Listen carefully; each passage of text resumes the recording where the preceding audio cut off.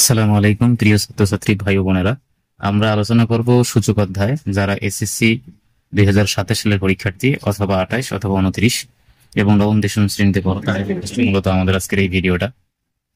তা মূলত আমরা আলোচনা করব অধ্যায় 4, যে 4 অধ্যায় সম্পর্কে আমরা অবশ্যই একটু হলেও আমরা পড়ছি, যে আসলে 4 অধ্যায়টা আলোচনা হবে সূচক অধ্যায় নিয়ে, যেখানে চ্যাপ্টারের নাম থাকবে হলো সূচক, যেটাকে ইংলিশে তোমরা বলতে পারো হলো এক্সপোনেন্ট।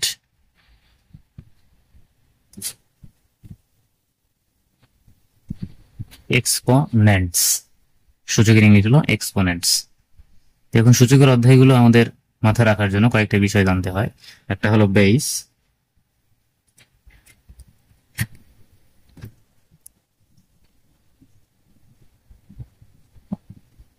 যার নাম হলো ভিত্তি। বেস বা ভিত্তি বলা হয়।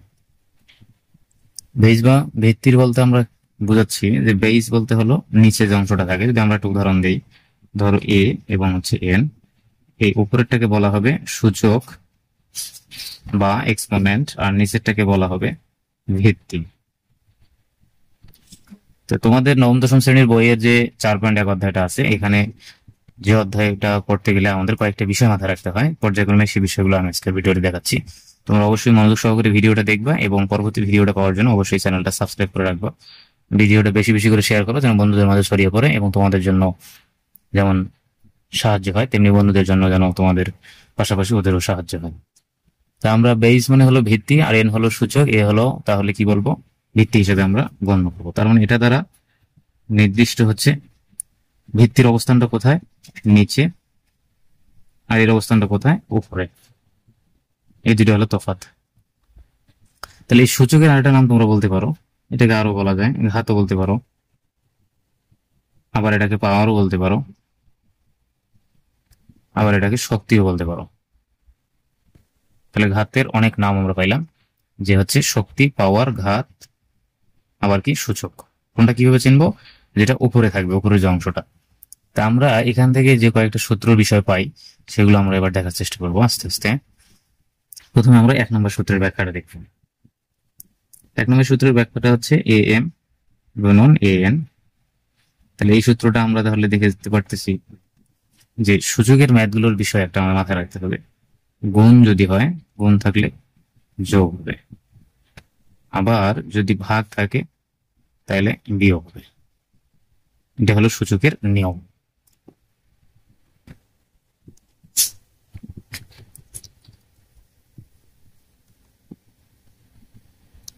আমরা দেখলাম কি, যে যদি গুণ থাকে তাহলে কি হবে, যোগ হবে, এবং ভাগ থাকলে কি হবে, বিয়োগ হবে।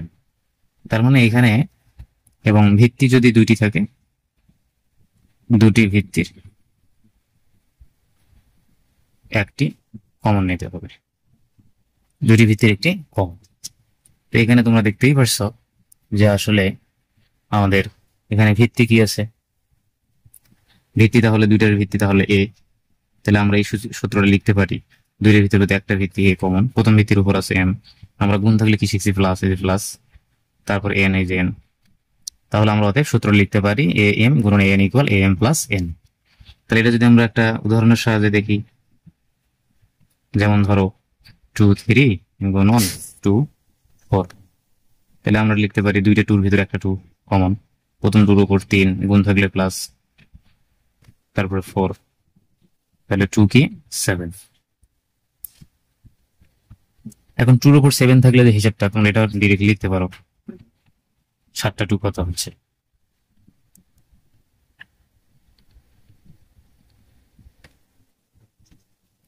তাহলে এইভাবে তোমরা এই 2 তাহলে এখানে কয়টা, 7টা 2 দিতে পারো। তাহলে 2 হলো 7টা, 1 2 3 4 5 6 7।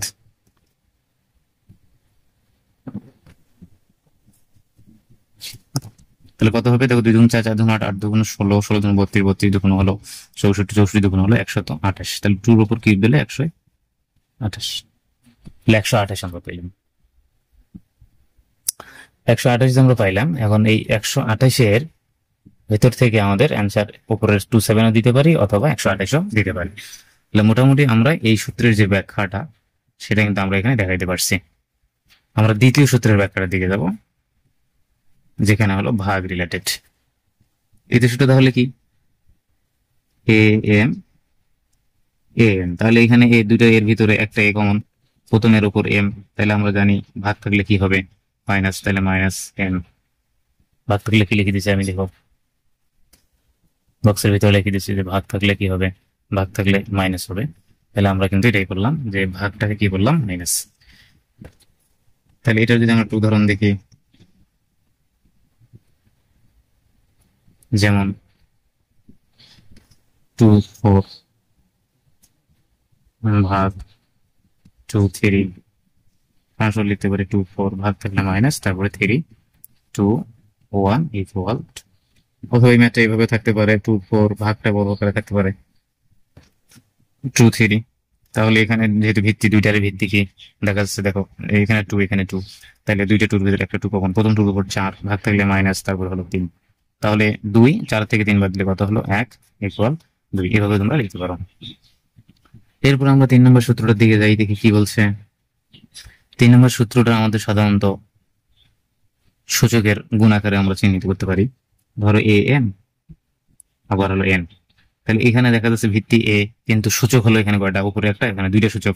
তাহলে সূচক দুইটা যদি পাশাপাশি থাকে তাহলে এই সূচক দুইটা গুণ হয়। তাহলে আমরা এটা যদি উদাহরণ দেখি, যেমন 2 3 ব্র্যাকেট এখানে ধরো হলো 5, তাহলে এটা লেখা যায় 2 3 5 15। তাহলে 2 এর উপর 15 দিলে আমরা এরকম 15টা 2 হিসাব করে করে লিখবো। আর যদি আমরা সাইন্টিফিক হিসাব করি খুব তাড়াতাড়ি আসে।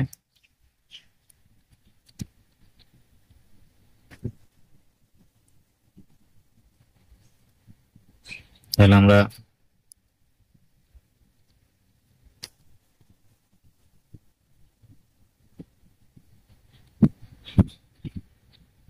এটা হিসাব করে আমরা সাইন্টিফিক থেকে খুব সহজে লেখার চেষ্টা করবো।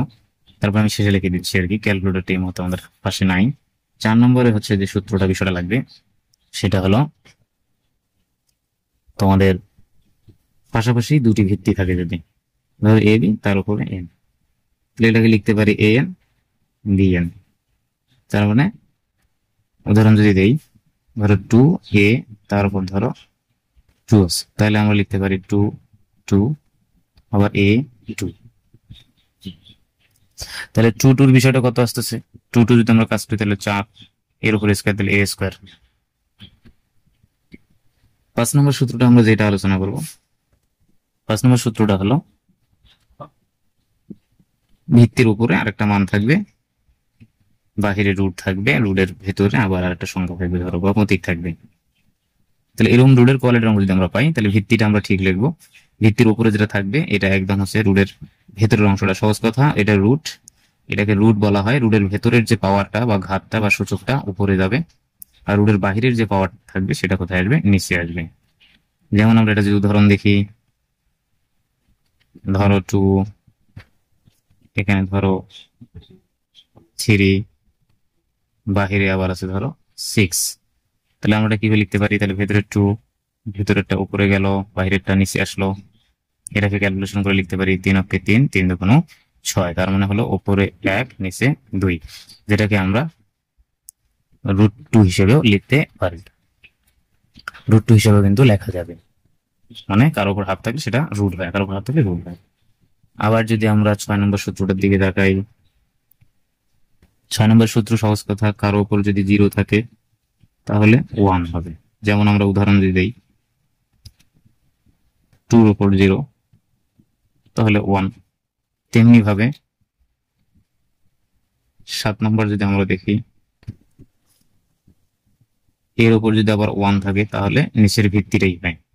তার মানে এটাকে যেমন যদি আমরা উদাহরণে লিখি, a1 ইকুয়াল a, তার মানে এর ভিত্তির উপর যে 1 থাকে যদি তাহলে এটা হবে। তাহলে আমরা যদি এখানে 2 বসে দেই 2 1, তাহলে ইকুয়াল কি লেখা যায়, 2 এ লেখা যায়। তার মানে কারোর উপর যদি পাওয়ার 1 থাকে তাহলে পাওয়ার 1 লেখার দরকার নেই, নিচেরটাই লিখতে হয়। মোটামুটি বুঝতেছো ডিয়ার স্টুডেন্ট। এরপরে আমরা 6 এর পরে যে সূত্রটা নিয়ে আলোচনা করব সেটা হলো 7 নম্বর সূত্র।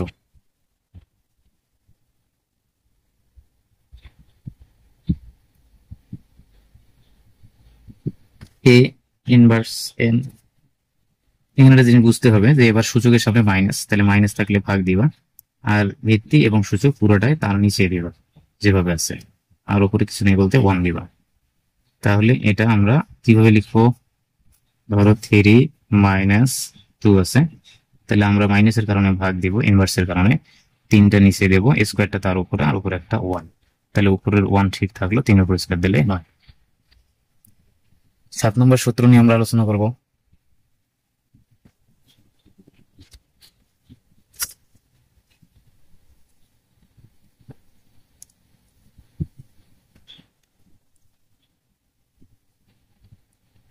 সাত নম্বর সূত্রটা হলো, ধরো এ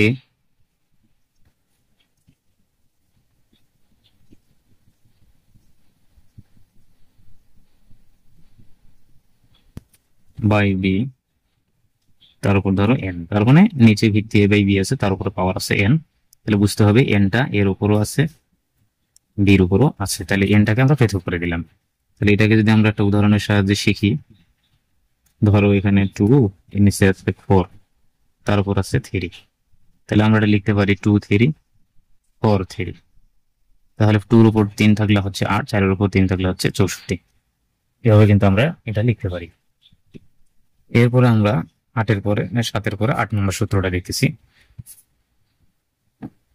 যেখানে এন থাকবে ভেতরে এ থাকবে। ওই যে একই জিনিস, যে রুটের ভেতরে যে সংখ্যাটা থাকে ওটা উপরে যায়, কিন্তু রুটের ভেতরে পাওয়ার তো বা সংখ্যা নাই, নাই বলতে কত, মনে মনে বুঝতে হবে 1, আর রুটের বাইরের অংশটা কোথায় আসে, নিচে।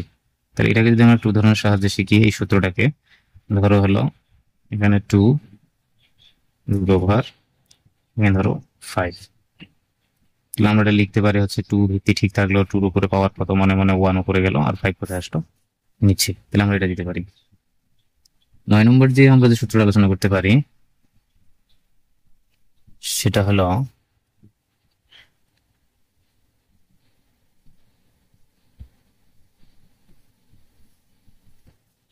তার উপর যদি রুট থাকে, ডিরেক্ট রুট থাকে, কোনো সংখ্যা থাকে না, তাহলে এটা আমরা কি করব, এ ঠিক থাকবে, জাস্ট রুটটা কি হয়ে যাবে, হাফ হয়ে যাবে।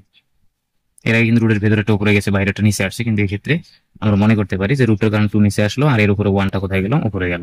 তাহলে আমরা এটাকে একটা উদাহরণের সাহায্যে চলতে পারি এভাবে, ধরো 2 তার উপর রুট, তাহলে আমরা এটা লিখতে পারি 2 ঠিক, রুটের কারণে লিখতে পারি কত, হাফ।